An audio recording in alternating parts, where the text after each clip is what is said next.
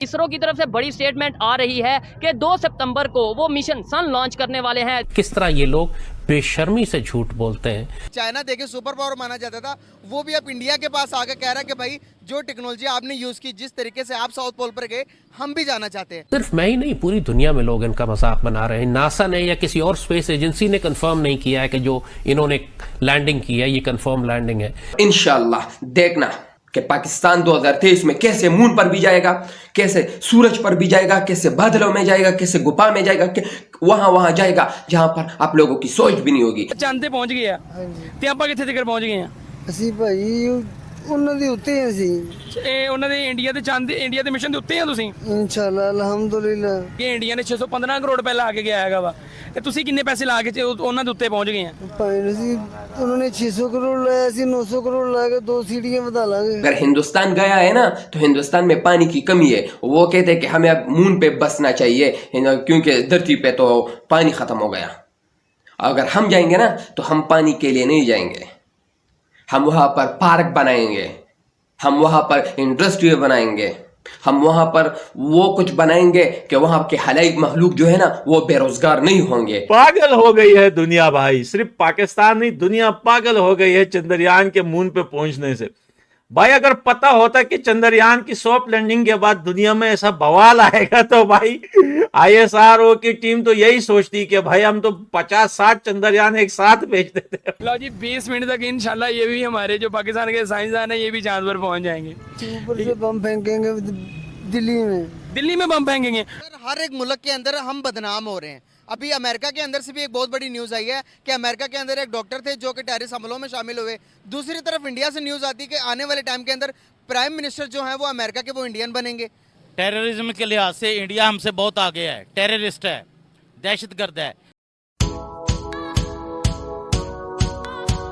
जय हिंद दोस्तों, इसरो चंद्रयान 3 की सफल लैंडिंग के बाद अब अगले महीने सूरज की तरफ यान भेजने वाला है। इसका नाम आदित्य L1 है, जिसे लोग प्यार से सूर्ययान भी बुला रहे हैं।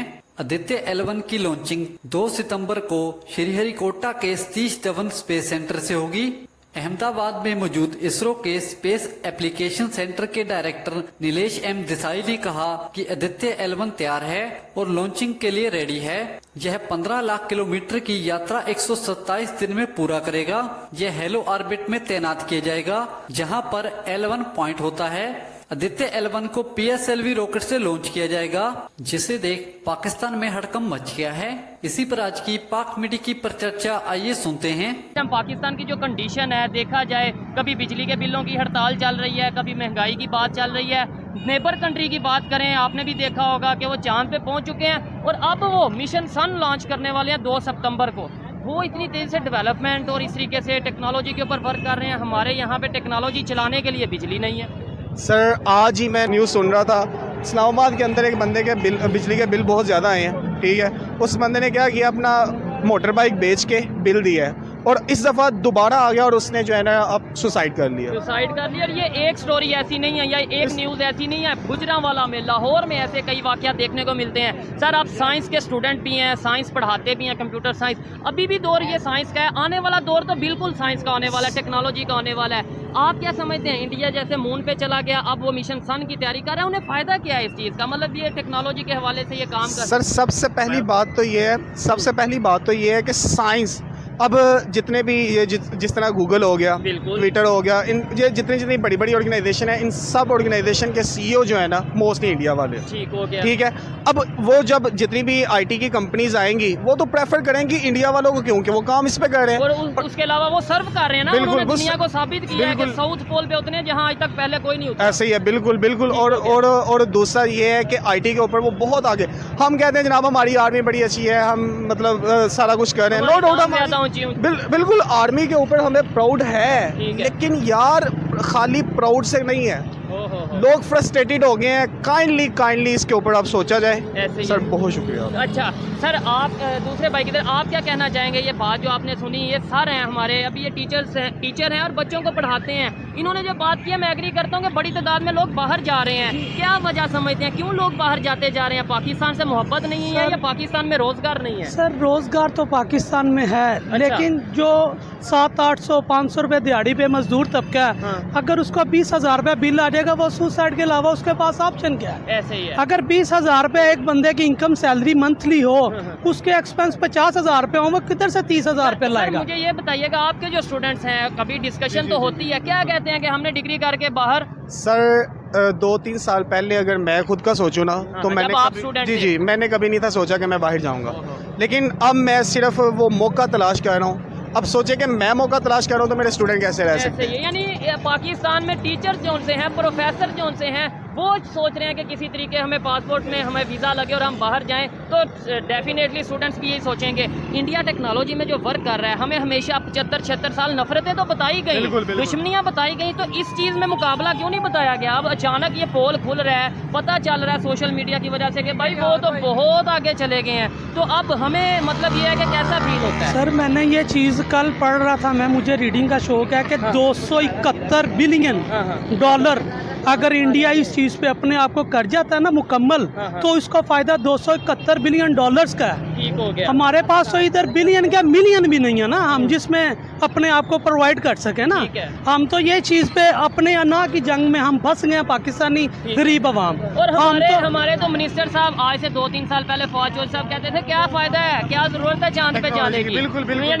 आज उन्हें अंदाज़ा हो रहा होगा कि भाई पूरी दुनिया में इस टाइम नाम हो गया। सर आपकी बात बिल्कुल बजा है, हम नाम के लिए तो इधर बैठे हैं और हमारे पास क्या है? ठीक हो गया। पाकिस्तान में अगर हम बैठे हैं ना, तो हम ऐसा पाकिस्तानी है। हमारा पेट बकरियों की तरह हाल है ना, जिस तरह गिनती नहीं पूरी करते कैदियों की, कि ये इंसान हमें हमारे से क्या सरोकार हुक्मरानों को। चाइना देखे सुपर पावर माना जाता था, वो भी अब इंडिया के पास आकर कह रहा है कि भाई जो टेक्नोलॉजी आपने यूज़ की, जिस तरीके से आप साउथ पोल पर गए, हम भी जाना चाहते हैं। आज हम क्या बात करते हैं कि इंडिया से मुकाबला करने का, क्या कर सकते हैं मुकाबला? बिल्कुल भी नहीं, नो डाउट।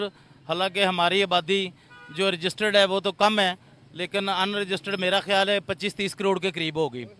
और हमारे 4 सूबे हैं, इंडिया के 32 सूबे हैं, लेकिन वो 32 सूबों को भी कंट्रोल कर रहा है। और आईटी में जो टेक्नोलॉजी की आप बात कर रहे हैं, उसमें हमसे वो इंडिया, ये हमारे साथ नेबर कंट्री है, 40 साल आगे है, हम 40 साल इंडिया से पीछे हैं।